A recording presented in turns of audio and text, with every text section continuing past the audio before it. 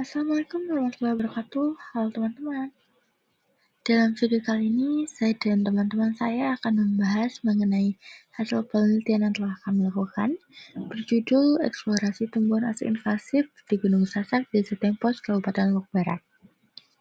Yang dimana penelitian ini merupakan bagian dari mata kuliah Biologi Konservasi, Fakultas Matematika dan Ilmu Pengetahuan Alam, Universitas Mataram. Dalam video kali ini, kita akan mengupas lebih dalam mengenai tumbuhan asing invasif yang ada di Gunung Sasak dan bagaimana keberadaan mereka dapat mempengaruhi ekosistem lokal.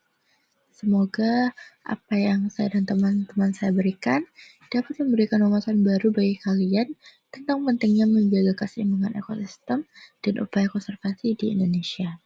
Jadi, jangan lupa tonton sampai selesai ya. Dan jika kalian suka, jangan lupa klik like dan beri komentar di bawah. Di sini saya akan memperkenalkan teman-teman saya. Yang pertama ada Radi Sulhan dengan NIM G1A022086. Kemudian ada dengan Renita Dwi Utami, NIM G1A022087. Dan dengan saya sendiri dengan NIM G1A022088. Kemudian ada Sari Maulidiana dengan NIM G1A022089. Dan yang terakhir ada Septiani Irhamhatia dengan NIM G1A022090. Pendahuluan. Tumbuhan asing invasif merupakan spesies tumbuhan yang bukan asli suatu wilayah tetapi mampu berkembang biak dengan cepat dan merusak ekosistem lokal. Kehadiran spesies invasif seringkali tidak disengaja, misalnya melalui perdagangan global, perjalanan internasional, atau pertukaran bahan-bahan pertanian. Spesies ini kemudian menjadi invasif karena tidak memiliki predator alami di wilayah baru, sehingga tumbuh subur mengancam keberlanjutan flora dan fauna lokal. Para peneliti mempelajari asal-usul spesies invasif, mekanisme penyebarannya, serta kondisi yang memfasilitasi invasi ini. Hal ini penting karena invasi tumbuhan asing seringkali berdampak buruk pada keanekaragaman hayati lokal, mengubah struktur dan fungsi ekosistem, serta menyebabkan kerugian ekonomi di sektor pertanian, kehutanan, dan perikanan.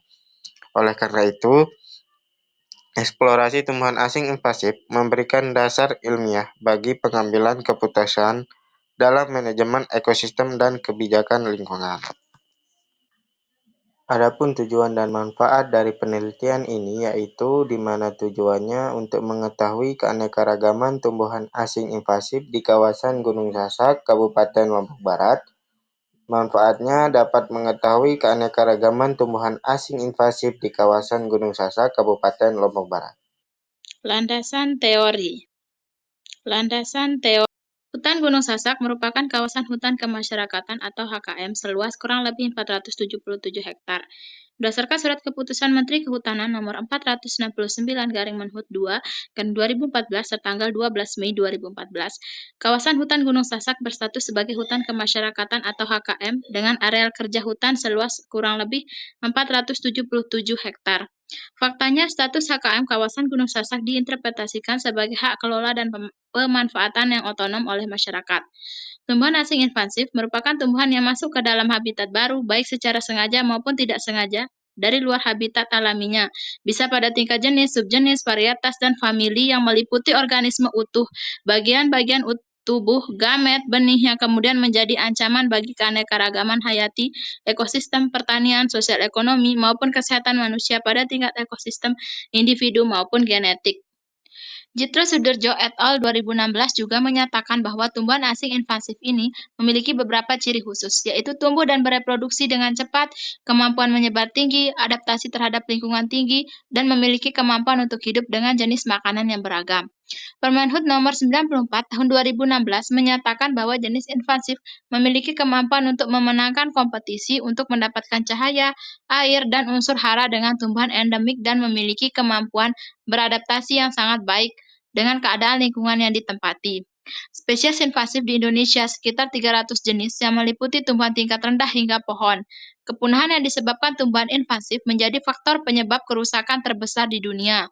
Beberapa tumbuhan invasif telah menginvasi beragam ekosistem alami, salah satunya adalah kawasan wisata alam. Tingkat keberhasilan invasi suatu jenis tumbuhan asing dalam suatu kawasan alami akan sangat tinggi apabila tumbuhan tersebut memiliki benih atau propagul yang mampu tersebar dan terdistribusi secara luas dan cukup jauh dari tumbuhan induknya, sekaligus mampu memenangkan kompetisi dengan tumbuhan lainnya, terutama tumbuhan asing dengan menguasai dan menduduki daerah tersebut. Metode penelitian. Waktu dan tempat. Penelitian ini dilakukan pada bulan Oktober sampai Desember 2024 di Gunung Sasak, Desa Tempos, Kuripan, Kabupaten Lombok Barat, Nusa Tenggara Barat. Alat dan bahan yang kami gunakan itu seperti alat tulis, buku panduan, kamera, kantong plastik, dan tumbuhan asing invasif di kawasan Gunung Sasak. Prosedur yang digunakan yaitu dengan metode eksplorasi pada jalur yang sudah ditentukan.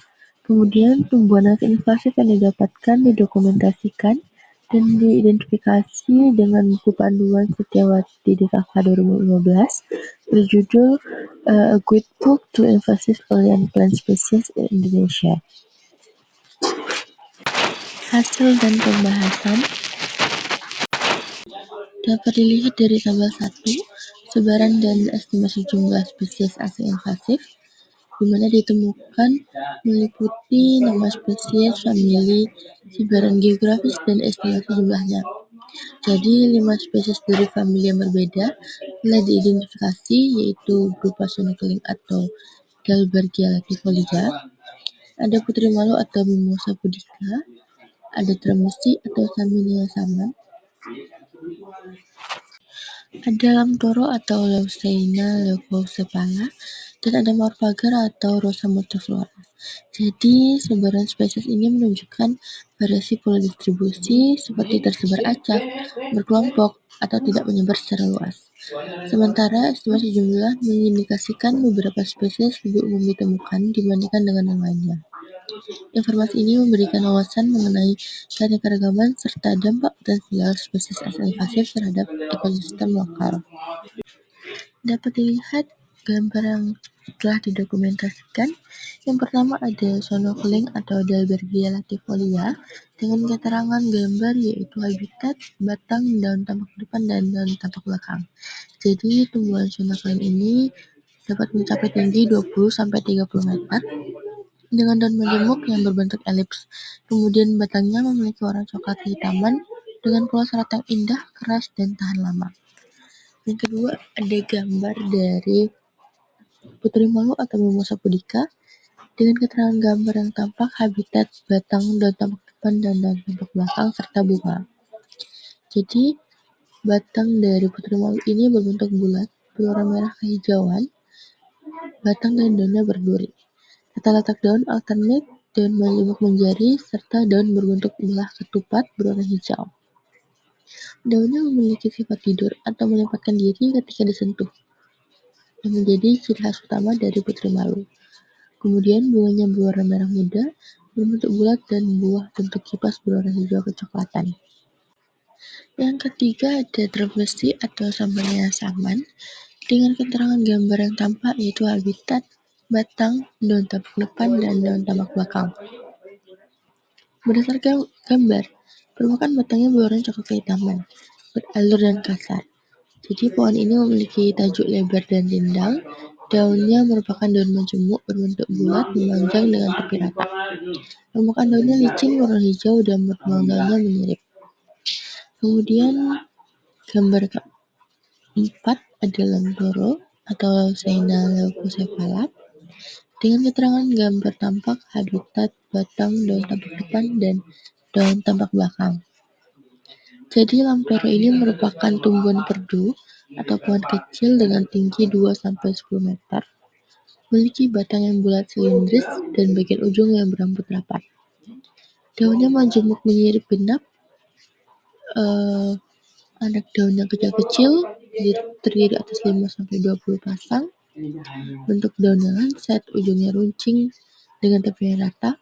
Tumbuhan buah berwarna hijau kebiruan dengan panjang 6–21 mm dan lebar 2–5 mm.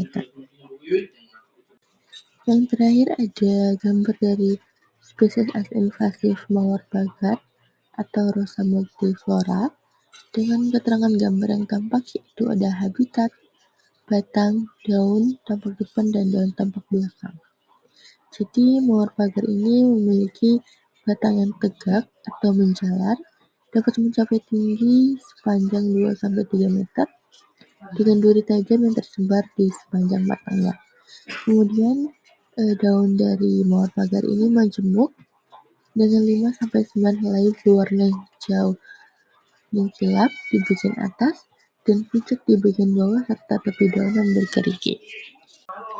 Dapat ditekankan kembali bahwa Gunung Sasak merupakan kawasan hutan lindung yang berada di wilayah administratif Kecamatan Kuripan dan Kecamatan Gerung.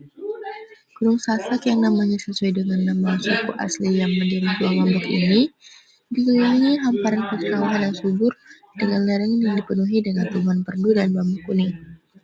Distribusi tumbuhan invasif di kawasan hutan Gunung Sasak menjadi perhatian penting karena dampaknya signifikan terhadap ekosistem lokal. Tumbuhan invasif ini mampu mengurangi keanekaragaman hayati dengan mengalahkan spesies tumbuhan asli. Jadi dia mengganggu proses regenerasi hutan, dapat mengubah struktur serta komposisi tanah. Dengan demikian, spesies asli invasif merupakan penghalang serius dalam upaya konservasi dengan dampak yang ditimbulkan. Penutup,